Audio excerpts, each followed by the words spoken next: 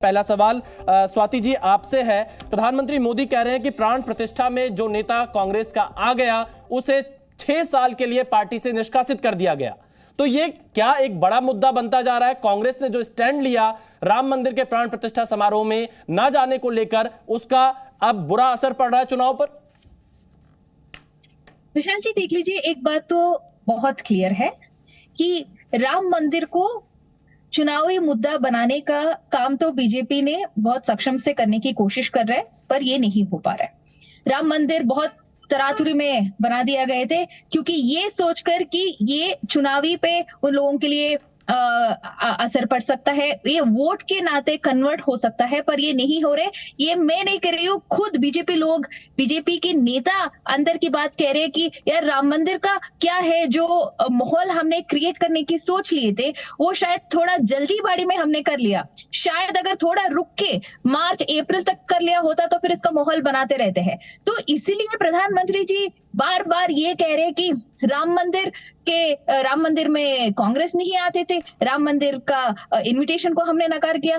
आप इलेक्शन की मुद्दा को दूसरे तरीके में क्यों लेके जा रहे हैं? आप बताइए कि 10 साल में मोदी की सरकार क्या किया? आप बताइए कि आप हिंदू लोगों को सिर्फ राम मंदिर बना के हिंदुओं को भला कर दिया, तो फिर राम मंदिर से हिंदू लोगों का भला हो जाता है।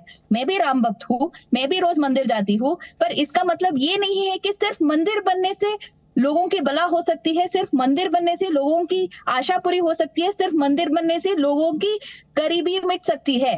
आप थोड़ा हिंदुत्व और मंदिर से थोड़ा बाहर जाके भी राजनीति करना। अजय आलोक जी से जवाब लेता हूं। अजय आलोक जी, कांग्रेस ये कह रही है कि राम मंदिर को चुनावी मुद्दा बनाने का प्रयास बीजेपी की तरफ से किया जा रहा है, जल्दबाजी में उद्घाटन किया गया ताकि इसका चुनाव में लाभ प्राप्त हो।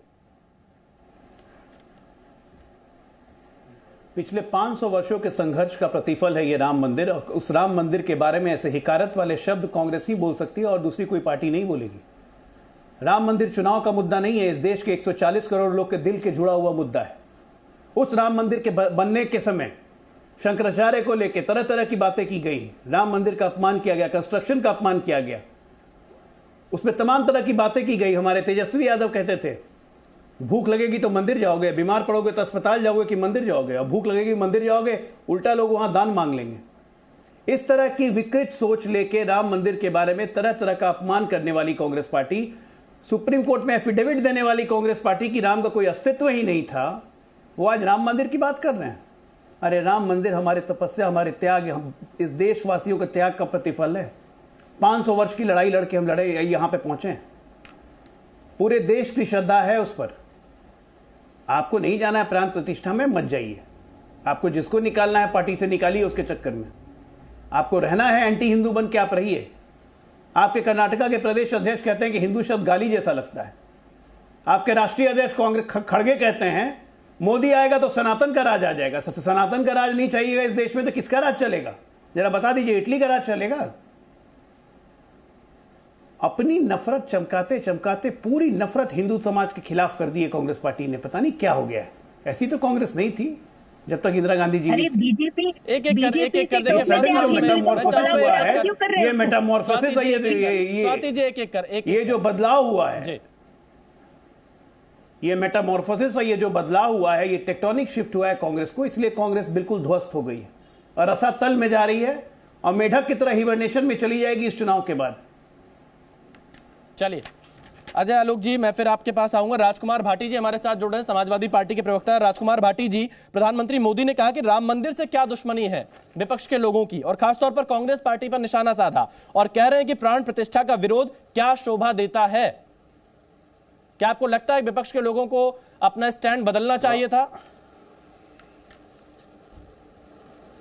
राम मंदिर का फैसला सुप्रीम कोर्ट से आने के बाद इस देश में किसी भी व्यक्ति ने, किसी धर्म ने, किसी समुदाय ने, किसी राजनीतिक पार्टी ने राम मंदिर का विरोध नहीं किया है।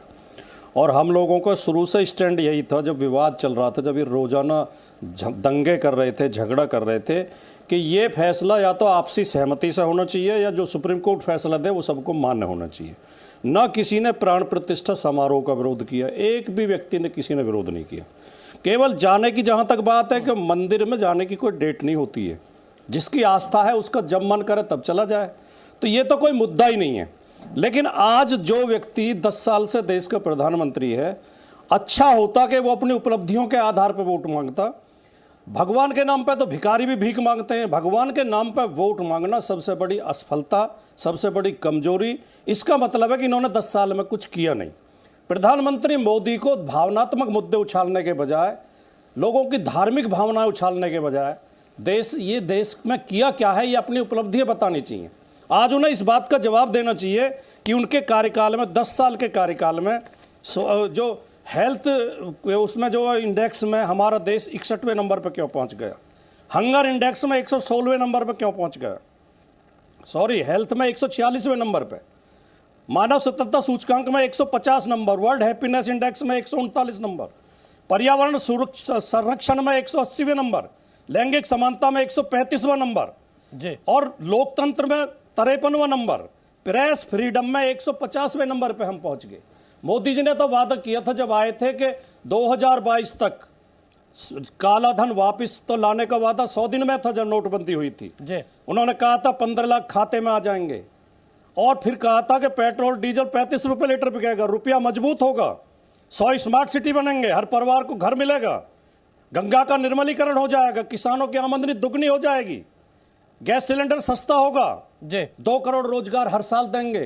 क्या इनमें से एक भी वादा पूरा हुआ? चलिए मैं जवाब लेता हूं। धीरेन्द्र कुमार, बीजेपी के सहयोगी पार्टी एलजेपीआर के प्रवक्ता हमारे साथ जुड़े। धीरेन्द्र कुमार जी, समाजवादी पार्टी कह रही है कि राम मंदिर का विरोध नहीं किया, प्राण प्रतिष्ठा समारोह का विरोध नहीं किया, 10 साल में कामकाज का हिसाब सरकार को देना चाहिए। सबसे पहले तो मैं बता दूं कि काम काज कितने हैं कि मैं गिनवाऊं, 1 से लेके 100 तक चले जाइए, सिर्फ काम ही काम दिख रहा है। अब मेरे भाटी साहब को क्या मजबूरी उनकी रही है कि वो काम देखकर भी नहीं बोल पा रहे हैं। स्वास्थ्य की बात कर रहे हैं, इंडेक्स की, हर एक राज्य में एम्स खुल के पड़ा हुआ है, ये इनको नहीं दिख रहा है। आज विदेशों से हमारे देश में इलाज कराने के लिए आ रहे हैं, हमारे सहयोगी डॉक्टर साहब बैठे हुए हैं। कई ऐसे पड़ोसी मुल्क हैं जो भारत में आकर इलाज करा रहे हैं। तो क्या ये हमारे देश की मजबूती और प्रधानमंत्री जी का नेतृत्व सक्षम है, इसका उदाहरण नहीं है? ये लोग तो अनाप शनाप आरोप लगाते हैं। अब तो आप कभी थोड़ी देर में आपको इंडिया वाले लोग जो है आप आजकल मीडिया से ही लड़ने लगते हैं। सो कौन, कभी ये एंकर को कुछ बोल देते हैं, कभी शंकर को कुछ बोल देते हैं सनातन, कभी मोदी जी के काम पर ये प्रहार करते हैं, कभी प्रभु श्री राम पर प्रहार करते हैं। तो ये खुद कंफ्यूज लोग हैं विशाल जी। मैं बता देता हूं कि इन लोगों को अब कुछ समझ नहीं आ रही है, संविधान बचाने का हल्ला कर रहे हैं, जबकि सच्चाई ये है कि ये स्वधन जो इनका अपना धन है उसको बचाने की एक कवायद है। ये इंडी नहीं, ये ईडी का गठबंधन है। ईडी का विरोध करते हुए मैंने पहली बार किसी राजनीतिक पार्टी के गठबंधन को देखा है, जबकि इन लोगों को ये याद नहीं है कि सुप्रीम कोर्ट ने इन्हीं लोगों के समय में तोता बोला था। मैं उस पर आना नहीं चाहता हूं। अगर स्वतंत्र होकर के इस देश में काम ये जांच एजेंसियां कर रही है तो इनको खतरा पकड़ाने का लग रहा है। और राम तो आदर्श है, त्याग है जी, पर भी ये लोग अगर वहां पे उस पर उंगली सवाल उठा रहे हैं। आज यही कारण है कि न ये इधर के हैं न उधर के हैं, न खुदाई मिली न वसाले सनम, न इधर के रहे न उधर के रहे। राम मंदिर तो नहीं गए विशाल जी, लेकिन देख लीजिए कि इस रमजान के महीने में इफ्तार का भी रफ्तार बहुत ही कम हो गया है। मैंने किसी को अभी चले